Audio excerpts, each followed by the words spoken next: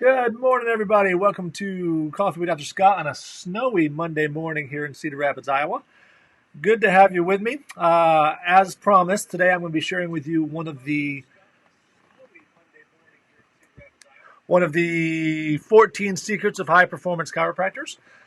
So, if you've been following along, we're going to be going live daily, Monday through Friday, over the next several weeks as this stuff goes on, trying to help you work on yourself, work on your practice, even if you're not able to be open, so that when everything does turn back around, you're able to recover faster and get back to your patients and have a stronger relationship with your patients. So today, again, I'm sharing the first of 14 secrets of high performance chiropractors. On Tuesdays, we're going to be doing motivation and productivity work.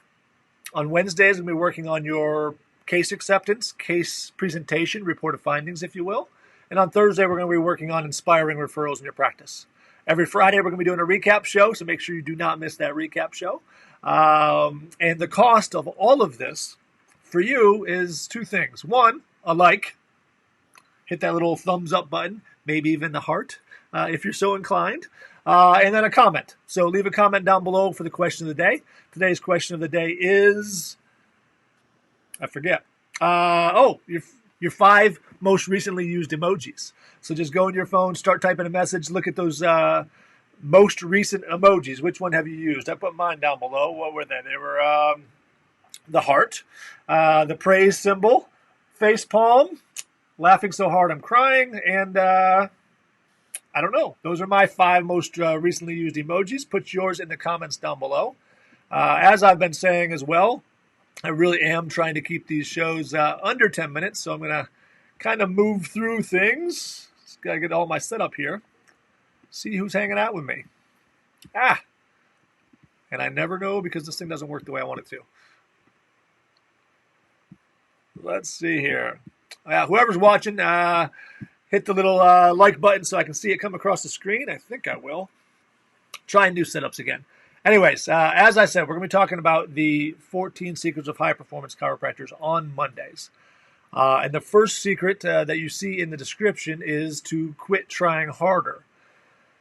Now, there's some nuances to that, which I'm going to discuss here. But as I've worked with over 700 chiropractors in the last 10 years, and, that doesn't sound like a lot, quite honestly. With other coaches who may have been on stage and had 1,000 people in front of them, that might not seem like a lot. But I've worked in office with over 700 chiropractors in the last 10 years. So I've been inside of their office, meeting with them face-to-face, looking at their stats, studying stuff, not just sharing information from a stage.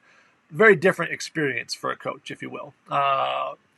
It's been my passion to study these habits, these secrets, these strategies of high-performance chiropractors, see what makes them different from other ones. So these nuances of, something where I say quit trying harder, and you're like, well, didn't they try hard? Yes, they tried hard. Yes, they put a lot of effort in to get where they are right now. But it's the nuances that make them different. So as we go through all 14 of these, you'll hear some of them and think, oh, that's something I have to do. But I'm telling you, I'm doing, but high-performance chiropractors do it differently. So when I start talking about becoming a high-performance chiropractor, that can't happen through incremental steps. Becoming a high-performance chiropractor isn't like a steady process. It doesn't happen through more of the same. It doesn't happen from you doing what you're doing and then just keep doing it and trying harder. The example I used last week is the fly, right on that window, just buzzing, hitting its head against the window, trying to do more of the same, trying to break through that window, and it never works for that fly. That fly dies on that windowsill, and I see a lot of chiropractors who are dying in their practice, who are burnt out because they're trying more of the same.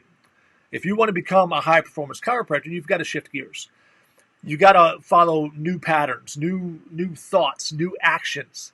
The rules of what works and what doesn't work when it comes to chiropractic practice, when it comes to this effort, they always change when you're trying to make this jump, when you're jumping to a new level of performance. And again, having been in over 700 offices, I can tell you that practices don't grow incrementally. Practices don't grow a little bit at a time. Practices grow through a significant jumps, through changing your level of performance from one level to the next quickly. And that happens because they tried something different. They don't keep on butting their head against that window because that's a recipe for disaster. Quantum physics will tell you that you can jump from one level to another level very, very quickly. And that's what I see, and that's how I apply it in chiropractic and success. So these jumps demand new patterns for you of that thought and action I was talking about.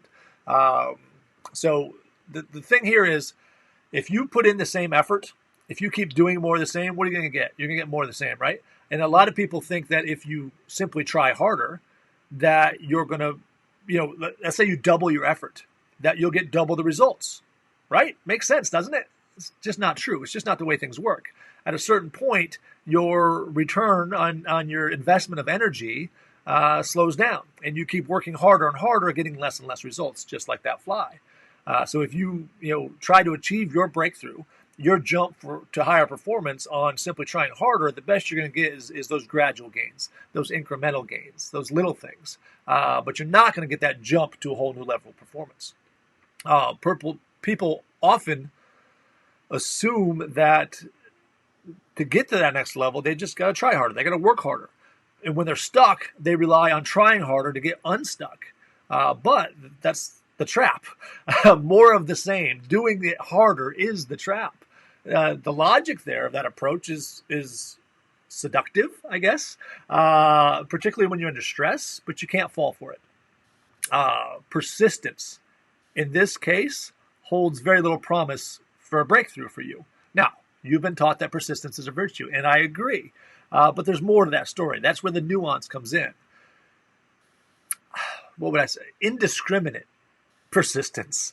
That's the curse. It causes you to waste your time. It causes you to waste your energy. And it leads you into a hopeless situation. In this case, that indiscriminate persistence, your solutions, the things that have always worked for you, can become a major part of your problem. Because the things that got you to where you're at right now will not get you to that next level. They will not get you to high performance. So if you're stuck in a normal spot or mediocre, or wherever you're stuck and you want to get to that next level, you've got to change, again, your thoughts, your actions. You've got to change everything. You can't just try harder. You can't do the things that have done to get you here harder and harder to get you there. Now, granted, there are circumstances in life where not indiscriminate persistence, but selective persistence, staying power, sticking with something is critically important. Maybe even in the pursuit of this high performance, but not on the front end. Not on the front end. When you're supposed to be changing gears instead of just, being persistent and banging your head against that window, you can't just do the same old things with more vigor, with more determination. Harder is not automatically better. Your level of effort does not matter as much as the kind of effort, and that's the nuance here. You see a lot of people out there saying that they're going to hustle. And again, hustle is not necessarily a bad thing, but it's making sure you're hustling on the right things. And high-performance chiros have figured that out. They've figured out that the effort spent banging their head against the window is not right. To step back, make a good strategic decision. In other words, what you do is more important than how hard you do it.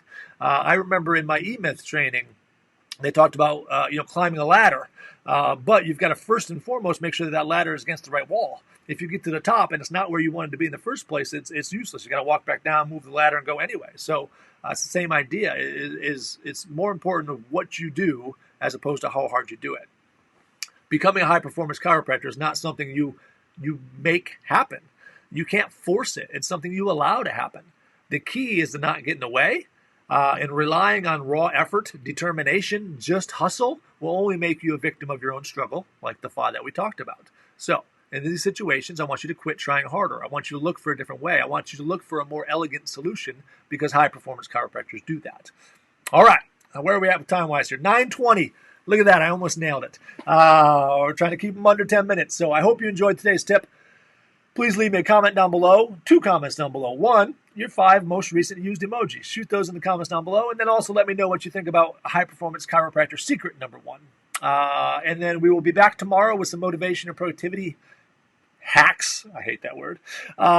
Tips, tricks, tactics, whatever it might be. So stay tuned all week long. And I will see you tomorrow morning, 8 a.m. Central Daylight Time.